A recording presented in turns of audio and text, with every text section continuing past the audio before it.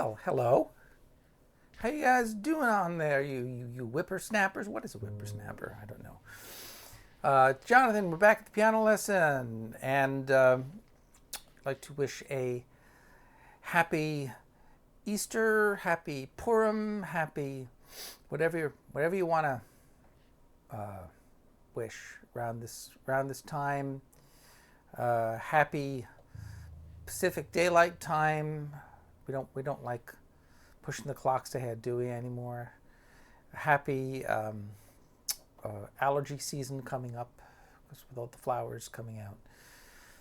I feel like this is the season where you have the competition between the hot cross bun and the Hamantaschen. What, you say? You don't know what a Hamantaschen is? Well, it is the traditional little cookie that is eaten on the holiday of Purim, and the hot cross bun being the traditional bun pastry that is eaten around Easter, I guess. And anywho, since it's just us today and we don't have to worry about anybody else, why don't you let me know what you'd like to work on? Because that way you get to learn what you want to learn, although, maybe you're here because you're not sure what to learn, which is fine too. I had an interesting little idea just to kind of pick up with for those of you who watch me a lot and you learn a lot about tetrachords.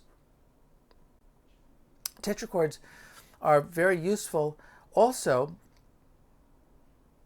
for learning chord patterns. Now you would say, well, how would you do that? Well, they're a little device that you can use to remember certain chord patterns and kind of track different chords. So for first chord pattern, first little tetrachord that can be used to, as an example here. So our C, D, E, F, right? So here's that is our major tetrachord,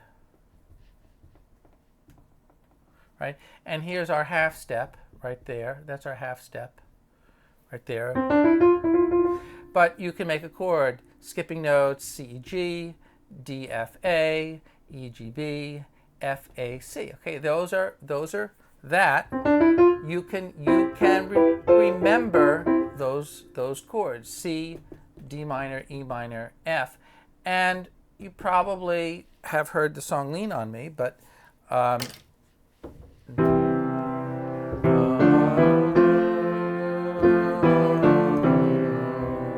right, there's a great pattern. So you practice tetrachords, right?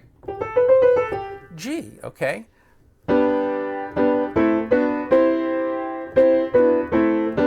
Right? Or D.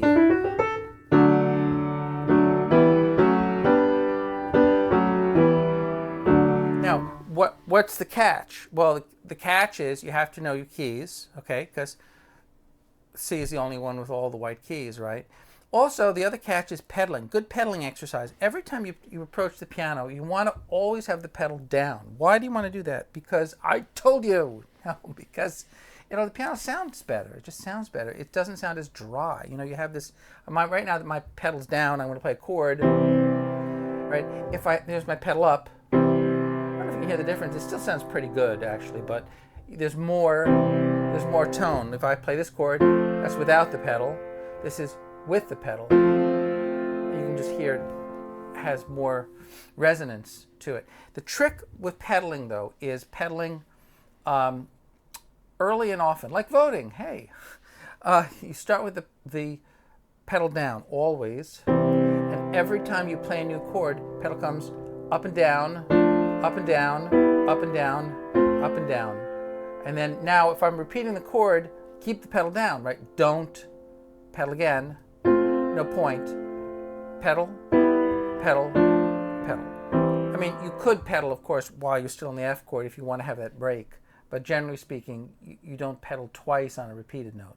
So you don't pedal on the first note. I mean, you don't pedal twice on the first note. That's one of the common mistakes people make. They hold down the pedal, they play the chord, and then they pedal again, right? You don't need to do that. right? Just hold the pedal down and play, okay?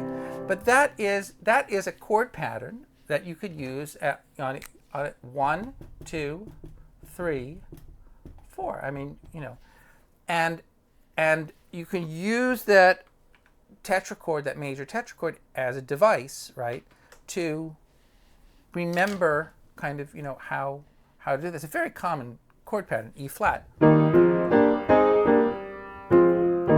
Right? You should be able to do just these little things. Take little bites and learn them.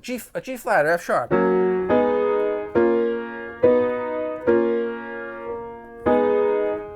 You should be able to go to any key. B flat.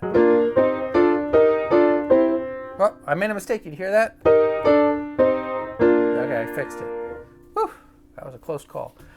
So there's one tetrachord type. Now that was going up, ascending and descending, right? How about just a descending one? Well, how about this? Remember what tetrachord that is? What does that sound like? You know, you should be able to just use your ear and hear that. But I'm going to write it an octave higher so I don't have to use ledger lines. Or though, you know what? What is the story with this treble clef all the time? You guys can read bass clef for God's sakes. C, B flat, A flat, and G, okay? So C, C, E, G, B flat, D, F, A flat, C, E flat, and G, B natural, D. Okay, so we have this tetrachord here at the bottom, C, B flat, A flat, G. Remember that's Phrygian, Phrygian. Our half step is right there. It's right there. There's our half step. Okay, the rest are whole steps. So you have, right, so you have C, B flat major, A flat major, G. And again, notice, by the way, the E natural, okay? I'm using E natural here, right? I'm going to change it a little bit later. But we typically hear this pattern.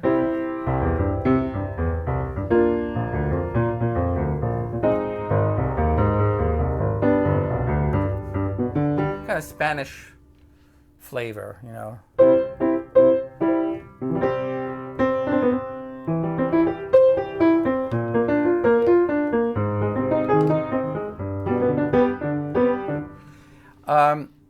With one little change now, one tiny little change. By the way, these are unlike the previous pattern. These are not, well, they're not quite diatonic because one of the chords has an E flat, one of them doesn't, right? But if I change one note, and I change this now to E flat, now we got C minor, okay?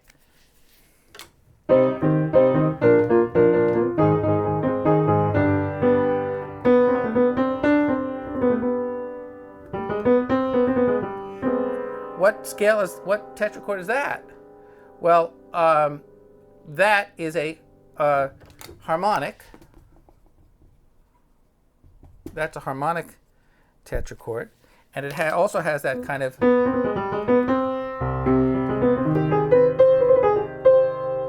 sound to it. C minor, B flat, A flat, G. All right. So two ideas. This idea, that's the Phrygian, and right. This, whether it's major or minor, I think this idea, it's really a combination. Actually, it's a kind of a combination of the two, isn't it? Why is that? Why is that? I don't know. Maybe it's not a combination. Maybe I'm lying. Well, because we're sort of using both aspects of it, although we're kind of using the natural minor, or and the C natural minor and the the harmonic minor. But we have, whether it's major or minor, right? Major, of course, it would be a little bit different. Major, ever hear that? Isn't that an odd scale? A major tetrachord on the bottom and a Phrygian on top, or a major and a harmonic. That's a little, maybe going up. That's the natural minor descending. This is the Phrygian and the minor.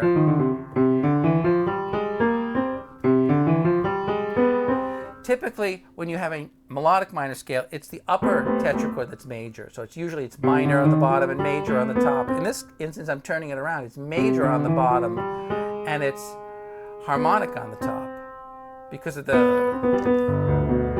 G chord. I mean, this is how you start to make music manageable. You know, there's a lot to know, okay? And music happens awful fast in the real world. So you have to kind of give yourself little handholds, little footholds.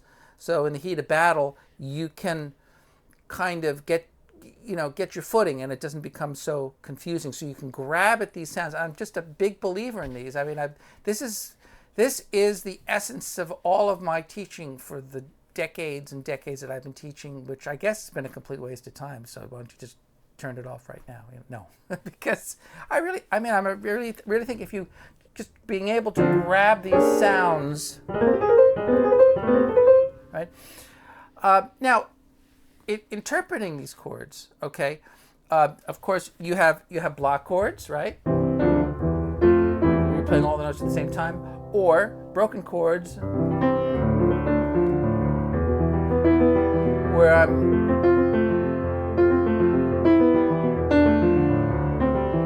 spreading out the notes over time, right? You can use them in terms of accompaniment. So bottom, top, middle, top. That's our Alberti bass, which is so traditional. Little tip about the Alberti bass, by the way. Little tip that a lot of people don't really realize. I would say more people play the Alberti bass wrong than probably any other musical pattern. So, what is an Alberti? Who was this character? Alberti was a composer. Alberti, and he was a composer that kind of was the namesake of this pattern, right? But this bottom, top, middle, top, that's a C chord, right? But you have this bass pattern. Typically, we I don't know. You could make them into quarter notes, perhaps, or right, possibly. Sometimes you see them in piano music, actually, where the stems are going in the wrong direction. That would be the wrong direction. Why is that the wrong direction for a stem? Well, it's not wrong per se, but it is atypical because the rules for stems, you have the 1, 2, 3, 4, 5 lines on the staff, right? The middle, any note below the middle line, the stem typically goes up on the right, and any note on or above typically goes down on the left. Why do they do that? Well, it's a notation rule, and it just helps to keep the stems organized on the staff. Okay, but there are reasons why you'd want to change stem direction, and one way is to describe different voices. Remember, even though you're playing the piano, and even though that's technically one instrument, we're really mimicking an orchestra. And the way we mimic an orchestra is by doing, trying to bring out the counterpoint. So the counterpoint being more than one melodic line. And the way you do that is with dynamics. So very simply, rather than playing everything at the same volume, which is the typical mistake that people make, or God forbid they hammer out the thumb, we've all done this, I've done it, we're all guilty of it, okay? But at the very, very, very, very least, having two dynamics. So loud, soft, soft, soft, loud, soft, soft, soft. That's really how it should be played, okay? And probably also, even though they're literally quarter notes, we can take some liberties and make the first note long, hold down the note, long, short, short, short, long, short, short, short, or just simply making the note, low note long, and you can make those legato too, right? That's two dynamics. So, right, so that's why the different stem directions, and you might even see this potentially might look like that, potentially, right? Or it might look like this. It might look like this. You have a whole note and a quarter rest. Let's make a better quarter rest. There you go. So that's why sometimes you'll see a rest written. You'll see more than one rest written because there's two lines of music on the staff that are being identified. Okay, you have the top voice, which starts on count 2, and then the bottom voice, which starts on count 1. 1, 2, 3, 4. And bottom dynamic, let's say that's forte, okay. Let's say the notes up here, let's say those are piano, okay. And then, but maybe this note here, maybe that might be mezzo forte as well. Maybe that might be a third melody. Let's say dee da dee da da, right? Mezzo forte. Actually, what would make more sense is it to make the low note mezzo forte, and then the D, D, F, and then the E again. I'm running out of staff, okay? But D, da, da, da, there's a note. And then the low note, and then the upper note. Maybe play that short and very light.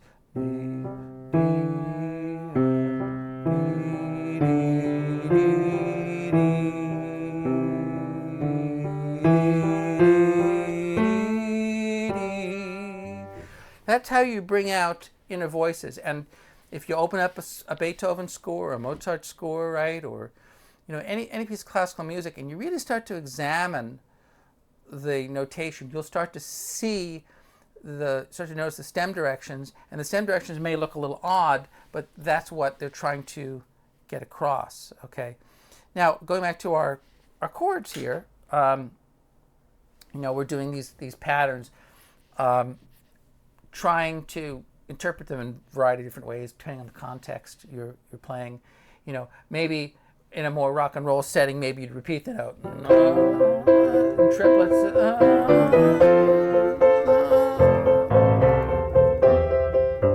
Or maybe in Latin music, we'll have this one: C minor, B flat major, A flat major, G. Maybe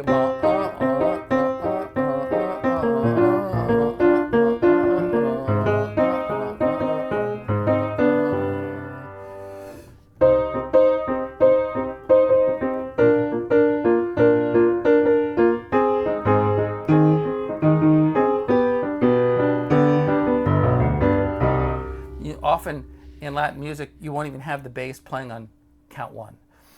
But what did I do there? I was playing the E flat and C together, two of the notes, and then the C and G together.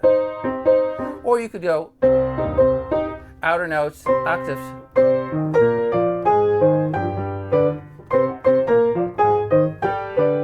So there's your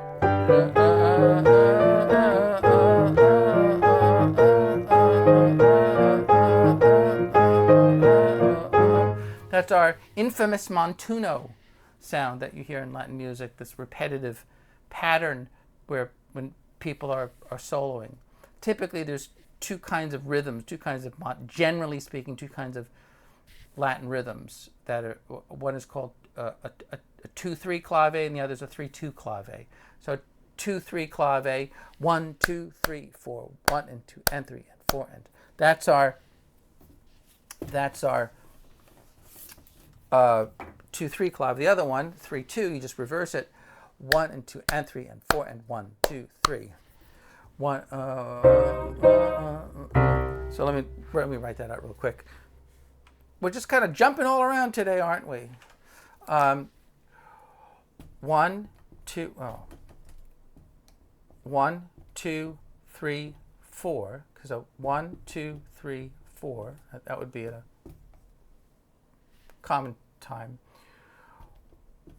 1 and 2 and 3 and 4 and 1 and 2 and 3 and 4 and.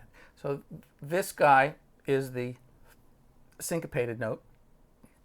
This is also syncopated because it's on count 2. You know? But 1, 1, 2, 3, 4. 1 and 2 and 3 and 4. And that's the other one. Or you just take the whole thing and you just reverse it. Okay, you just reverse it and you start over here. 1 and 2 and 3 and 4 and 1, 2, 3. That's the other one. So number one, getting the tetrachord group, okay, as a little mnemonic device, if you will, a little way to kind of remember these groups of notes. The next is tracking the chords on top of them. Okay, could be major or minor, you know, depending, right? Could be ascending, could be descending, could be ascending and descending, right? Either one. Typically today we talked about major, but it could be also Phrygian or the harmonic. We didn't talk about minor so much. The actual minor tetrachord, you know, that might be going down.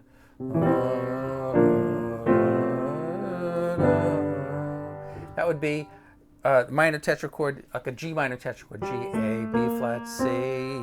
You could put chords on top of that. C, B flat, and then what would be here? That's A major, A minor, G. How about F in first inversion? That's kind of cool. You know, more kind of rock and roll. B flat, and then F and G. So that, in that instance, one of the chords was in an inversion, right? And that was I played an F chord in second inversion. I played F, A, C, but I played the F up here, A, C, F. That was the pattern, C, B flat, A, G, right? As opposed to, let's say, just an A chord. A major, no, doesn't sound good. A minor, not so much, you know, not so much. Diminished. It's possible, but I kind of like that better. Or you could do the other ones as inversions too as well, right? I mean, you could do E flat, F, G. How's that? That's E flat major in second inversion. B flat, E flat, G. That's the E flat second inversion. C, E flat second inversion, F first inversion, and the G, right? And that whole process is referred to as voice leading. Remember, voice leading, the word voice meaning a note, okay, and to lead, to direct or guide them, and actually that comes under the whole rubric of smooth voice leading. The word smooth meaning moving by step as opposed to jumping around, moving by skip.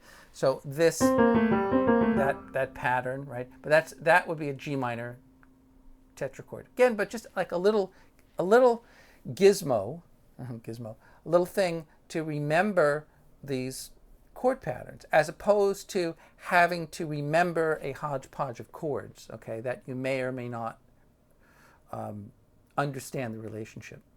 You know, I could explain the relationship of these chords in terms of Roman numbers and music theory and this and that, but and that's useful, okay, but this is a little bit, I think it's a little bit easier. How would I explain this? 1 flat 7, and this is 4 6 first inversion 5, right? Or this is the E5 chord, flat 3 in second inversion 6 4 4 6 first inversion. Remember, when I'm using a lot of different numbers, I'm using our figured bass. And if you don't think you need to know figured bass, you are wrong. Let's say 1 flat 7, flat 7, okay, and then we said 4 6, because this was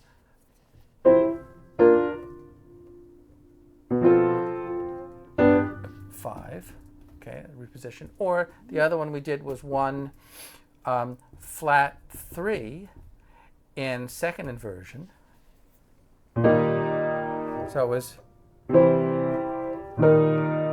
okay, and then we did this 4 6 and then the 5.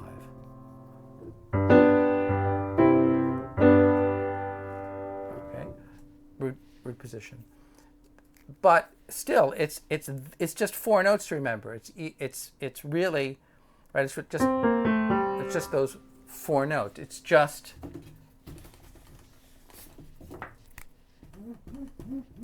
this, right? It's just C, B flat, A,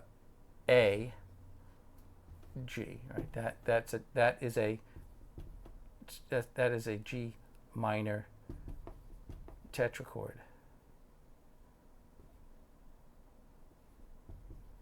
And we're just putting chords over the top. C, and possibility, because there's a B flat here, it could be B flat, could be E flat with B flat on the bass, could be right,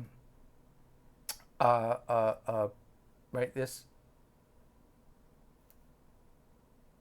what are we doing here? Oh yeah, A. This could be, right, F in first inversion, and then the G here. Okay. I think we've done enough. So yeah. So I hope you all have a lovely week. And should I say peace out? Do people say that anymore? I hear that on the internet occasionally. Peace out, guys. Like I don't know if that's something people say. I never say it. I just say bye. But drop me a line. And this is Jonathan at the Piano Lesson. We will see you next time. Bye-bye.